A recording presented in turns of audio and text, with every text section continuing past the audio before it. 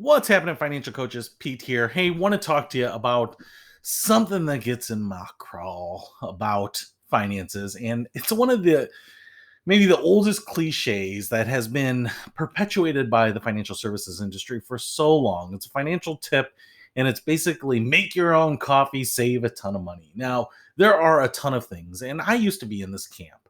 And a friend of mine, Lisa, I think was her name. And I remember her talking to a group of other financial professionals, and she was like, I will never vilify coffee because I love my coffee.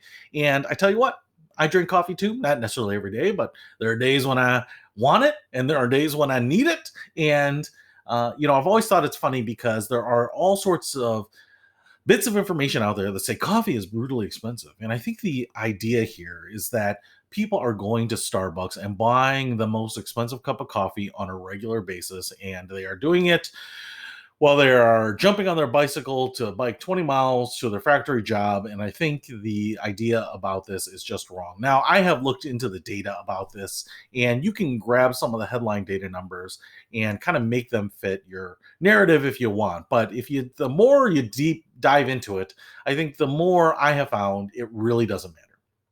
And that's why I don't bring it up. When I do budget reviews, I don't bring up, are you spending a lot on coffee? Because I think we're all generally pretty good at managing our own money. I mean, I'm not saying that you make the numbers work even, but if you are strapped for money, there is probably a low chance that you are stopping by Starbucks in the morning and then grabbing something at lunchtime and then stopping there at noon again on the way home.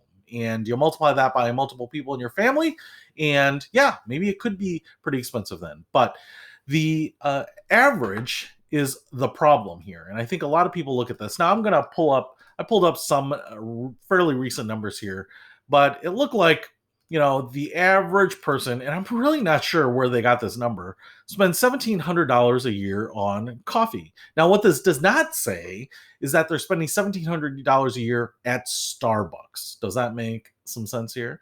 It means basically all the coffee that they are drinking. Right. And I want to share some more dive into the detail numbers for you because Starbucks actually published this was a few years ago, but their target demographic is urban and affluent. The average Starbucks customer is a white collar professional, average age of 42, making $90,000 a year. Now, I think that's fairly decent. It's someone who is kind of in the middle of their career. They are making some decent money. Their individual income here is higher than the average household American income. So the idea that these people are buying Starbucks is okay to me. It doesn't, I'm not saying that their budget is balanced. I'm not saying that their spending isn't out of whack.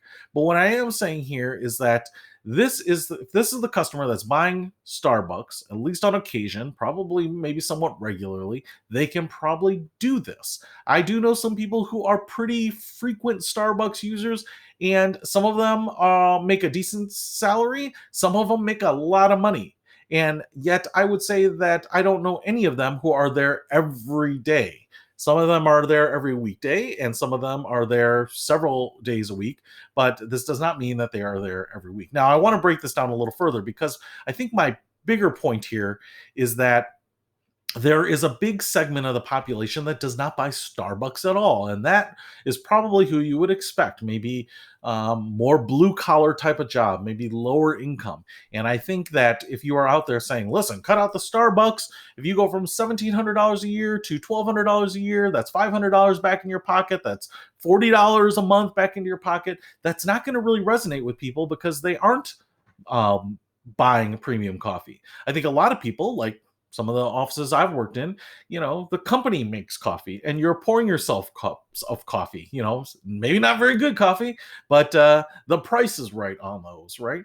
And you can do that at home. And I think that's what people are saying. But, as I look at a little bit of the data out here, if we break down coffee, and this is where it's a little bit different here. Now, if I look at average annual spending at coffee shops, right? So this is the number where we see this is how much people spend on coffee. Now, if we look at the average amount spent in a coffee shop where it is actually prepared, one of the highest categories here, one of the highest industries is finance, and that doesn't surprise me. So, having worked in finance, listen, sometimes we get an early start. You wanted to be there before market open, you wanted to do some pre-market research, you wanted to have your talking points up there.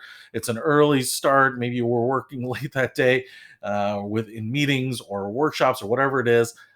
I'm no stranger to operating on several cups of coffee a day. Like I said, not because I wanted it, but because I needed it. So I'm not surprised that finance has this.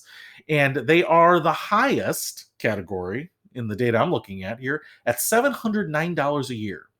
Now, I also would say that people who are in the finance industry, they're not all well compensated, but some of them are very highly compensated. So it wouldn't surprise me to know that in the finance industry, the average income is maybe higher than all these others. And there's a high correlation then that they are the highest consuming demographic for coffee shops at $709, right?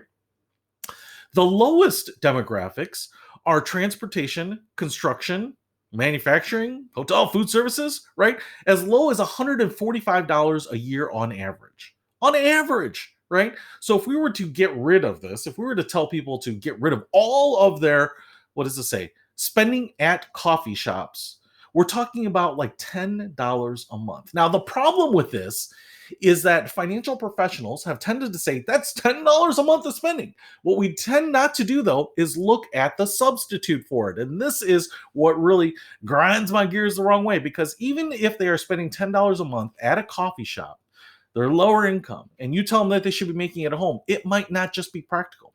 And if they do, it doesn't mean their cost is zero. In fact, I buy whole bean coffee. I buy ground. I buy it in bulk sometimes. And you certainly don't have zero cost to coffee. And in fact, if you just buy a ground coffee from your grocer, you could be anywhere from 10 to 25 cents a cup. And that's if you're doing a drip coffee maker. Now, if you throw in K cups or some of those things, now you could be anywhere from 30, 40, 50 cents a cup.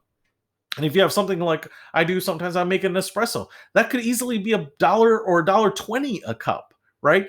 And so just because I say, hey, cut out the $10 of spending this month at coffee shops and replace it with at home does not mean that I'm going to save $10. I might only save $5. And sometimes the convenience of grabbing that cup of coffee and making sure that you're at work on time is worth it. So it's not surprising to me to see that some of the most blue collar jobs that maybe are highly correlated to be some of the lower income jobs are not spending money at coffee shops. And that's why I don't think it lands a lot of times when you read all these articles about how to save money. And number one is always stop buying premium coffee. That's why I don't beat up on it, because there is a lot of money spent on premium coffee at coffee shops, prepared coffee, and those types of things. But oftentimes it's people that don't have the ability to substitute it because of their time, because of their job, or it tends to be highly correlated with the people who have the income that can put that in their budget. Now, of course, there can be some gray area, there's some middle ground where it's just someone that has a habit to like premium coffee and doesn't have the financial wherewithal to do it, right? But what I'm saying is that even by the average numbers, we're not talking about big shifts of money. We're not talking about huge opportunities. It's kind of like when they say, hey, make sure your tires are inflated, you get better mileage. You aren't generally getting so much better mileage that it's going to make a big difference.